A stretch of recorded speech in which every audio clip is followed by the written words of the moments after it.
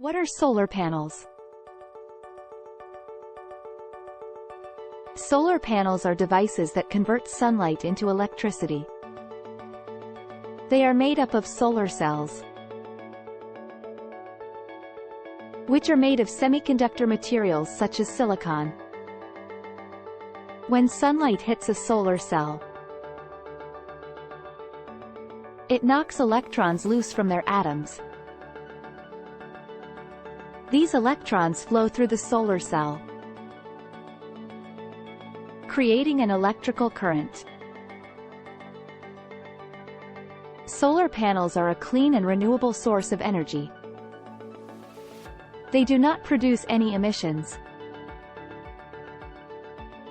so they are good for the environment. Solar panels are also a relatively affordable way to generate electricity. Thanks for watching.